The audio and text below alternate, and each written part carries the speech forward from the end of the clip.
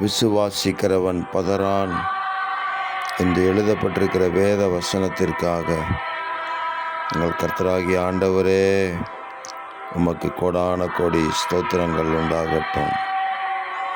விசுவாசிக்கிறவர்களால் நடக்கும் அடையாளங்கள் ஆவன என்று எங்கள் இயேசு மகாராஜா சொல்லியிருக்கிற வார்த்தையின்படி உம்மை விசுவாசிக்கிற உம்முடைய பிள்ளைகளை கொண்டு இந்த பூமியிலே அடையாளங்களையும் அற்புதங்களையும் செய்வீராக.